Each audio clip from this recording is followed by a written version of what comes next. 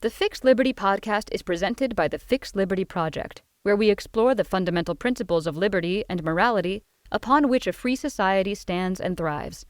Learn more and sign up for our free weekly email newsletter at fixedliberty.com.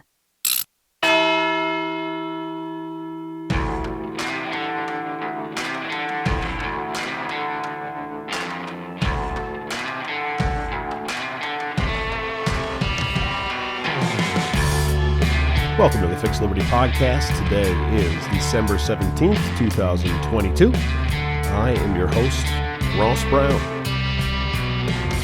Well, many of you know I subscribe to The Economist. I listen to The Economist every week. I greatly enjoy that weekly publication of a newspaper. This is not a paid advertisement, but I certainly encourage you to check that out for yourself and consider subscribing.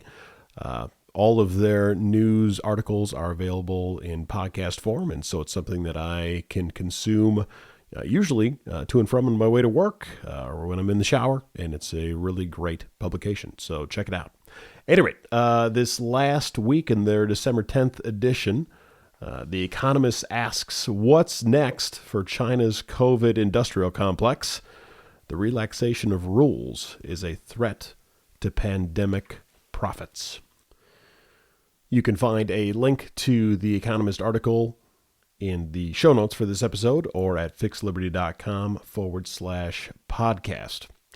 But as I listened to this story this last week, it really became clear to me that this story is all about investments and returns. And as a matter of principle, we understand that it is true that investments chase returns.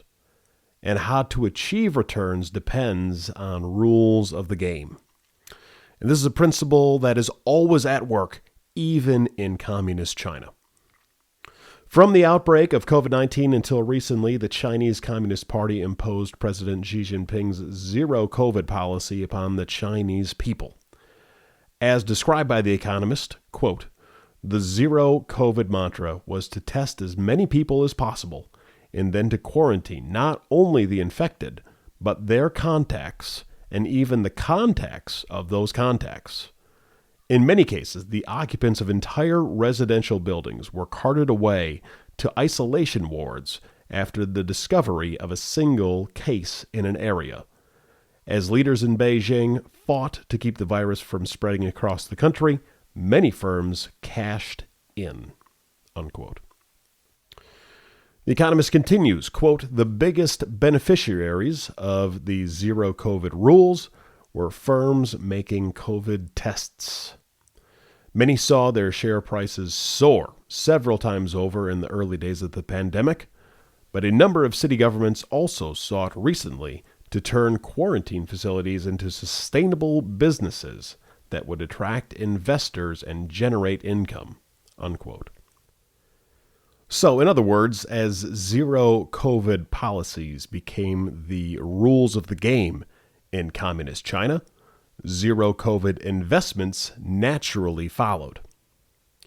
Now, mind you, it is good for investments to chase returns. Because investments do chase returns, scarce resources are naturally allocated to firms who produce the goods and services we need. And critically, we must always remember that our needs are continually changing. Yet China's zero COVID policy reminds us that the rules of the game are of utmost importance. As investments chase returns, a zero COVID industrial complex was built in communist China. Now that zero COVID restrictions are easing, vested interests are under threat. As The Economist reports, quote, firms now face a reversal of their fortunes, unquote, as they are dealt, quote, a heavy blow to a once lucrative business model, unquote. Many investments will be lost as a result of the changing COVID-19 rules in communist China. So now, as a classically liberal Christian myself, I celebrate the end of communist China's draconian zero COVID policies. I have zero sympathy whatsoever for struggling Chinese firms whose returns on investments relied upon communist government policies which grossly violated individuals' natural rights. But I do have great sympathy for the Chinese people, and indeed the world economy at large, whose valuable limited resources were naturally caught up in horrible rules of the game.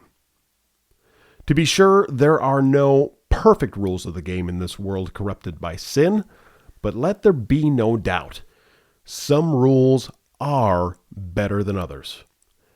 On average, better rules include those which A, uphold the natural rights of individuals, B, rely on markets to drive investments, C, incentivize firms to maximize the value they deliver to consumers, and D, force firms to compete fiercely with one another in a global marketplace.